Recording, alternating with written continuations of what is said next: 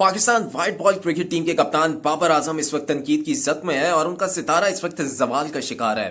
टी20 world cup के बाद से बाबर आजम टी20 वर्ल्ड कप के बल्कि दौरान भी बुझे बुझे दिखाई दिए। बतौर बैटर और बतौर कप्तान उस तरीके की कारकर्दगी नहीं दिखा पाए और एक तनकीद का एक जो तूफान जो था वो बाबर आजम के खिलाफ हुआ। बाबर आजम के ऊपर बहुत ज्यादा तनकीद हुई, कप्तानी से हटाने की तो बातें की गई, लेकिन फिलहाल पाकिस्तान क्रिकेट बोर्ड बाबर आजम के हवाले से खामोश है। बज़ाहिर लगता है कि चैंपियंस ट्रॉफी 2025 में बाबर आजम कप्तान बरकरार रहेंगे। टी20 वर्ल्ड कप के बाद काफी रेस्ट मिल गया बाबर आजम को और अगला इम्तिहान बांग्लादेश के खिलाफ टेस्ट सीरीज था, जिसकी पहली इनिंग में रावलपिंडी टेस्ट की पहली इनिंग में बाबर आजम कुछ खास कारकर्दगी नहीं दिखा पाए, 0 पर आउट हुए और यह पहली दफा ऐसा हुआ है कि बाबर आजम के करियर पर एक मंफी रिकॉर्ड, नेगेटिव रिकॉर्ड गया है, जिसमें वो एक रन भी नहीं बना पाए, वो भी अपने घर में, अपने होम ग्राउंड पर। अब बहुत ज्यादा तनकीद हो रही है, लेकिन अब सपोर्ट में भी कुछ लोग सामने आए हैं। खासतौर पे वसीम अकरम ने बाबर आजम को तनकीद भी किया और सपोर्ट में उनके लिए कुछ कहा है। बस वसीम अकरम ने बाबर आजम को कहा है कि उन्होंने पहले भी मशवरा दिया था बाबर आजम को कि अपनी कप्तानी पर फोकस मत करें। वो लीग में भी जब जाते हैं तो उनका फोकस कप्तानी के ऊपर होता है। बाबर आजम को वसीम अकरम ने इंकशाफ किया कि बाबर आजम को उन्होंने कप्तानी लेने से, खासतौर पर लीग में कप्तानी करने से मना किया था कि कप्तानी ना ही करे और थोड़ा सा दूर ही रहे कप्तानी से तो बेहतर है, लेकिन बाबर आजम ने उनकी एक भी नहीं सुनी।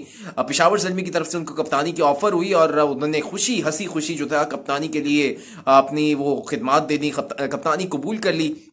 और वसीम अकरम ने कहा कि कप्तानी अगर लीग में खेलेंगे तो खामखा का एक प्रेशर आ जाता है। लीग में खेलने से कुछ हासिल नहीं होता, ना तो वो रिकॉर्ड आपके हिस्से में आता है और ना ही कुछ और चीज आपके हिस्से में आती है। एक अलग सा प्रेशर आता है और वो प्रेशर आपकी इंटरनेशनल क्रिकेट की कारकर्दगी को मुतासिर कर सकता है। आपका एक जो स्टेटस बना हुआ है या आपका जो एक शानदार करियर है वो जो है उसके ऊपर सवालिया निशान उठा सकता है। तो लीग में कप्तानी ना ही करना ज्यादा बेहतर होता है। उन्होंने वसीम अकरम ने बाबर आजम को मशवरा दिया कि लीग खेले, पैसा बनाए, परफॉर्मेंस दें और वापस घर जाएं। कप्तानी के ऊपर फोकस ना ही करें तो बेहतर। अगर कहीं से किसी टीम की जानिब से, किसी फ्रेंचाइज की जानिब से कप्तानी की ऑफर आती भी है तो उस ऑफर से जो है मना कर दें, उस ऑफर को ठुकरा दें तो ज्यादा बेहतर है। उन्होंने कहा कि ये उन्होंने मशवरा दिया था बाबर आजम को, लेकिन वसीम अकरम का ये मशवरा बाबर आजम ने एक कान से सुना और दूसरे कान से निकाल दिया।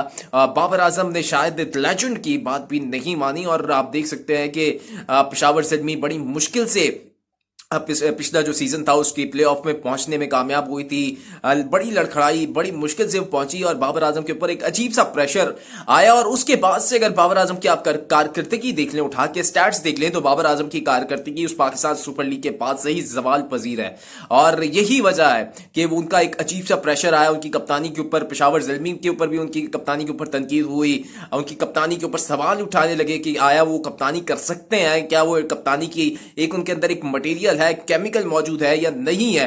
और फिर उसके बाद आपने देखा कि टी20 वर्ल्ड कप में जो पाकिस्तान का हाल हुआ, फिर खासतौर पे जब बाबर आजम से कप्तानी ली गई, शाहीन शाह अफरीदी को दी गई, फिर शाहीन शाह अफरीदी से कप्तानी लेके दोबारा बाबर आजम को दी गई, तो वो जो टीम एक बॉन्डिंग बनी हुई थी पाकिस्तान क्रिकेट टीम की, वो सारी की सारी बॉन्डिंग टूट गई और जो खिलाड़ी थे उस तरीके से एकता होकर नहीं खेल पाए, यूनाइट होकर या उनके अंदर यूनिटी नजर नहीं आई और मुत्तहिद होकर नहीं खेल पाए, और जिसका खमियाजा पाकिस्तान ने टी20 वर्ल्ड कप में शिकस्त की सूरत में भुगता और पहले राउंड में पाकिस्तान बाहर हो गया टी20 वर्ल्ड कप के। और उसके बाद बाबर आजम का जो अपना एक जो बैटिंग जो एक स्टाइल था, या बाबर आजम जो रन्स मशीन थे कहलाते थे, वो भी बाबर आजम अब नहीं कर पा रहे, उनके बल्ले पे बॉल ही नहीं लग पा रही।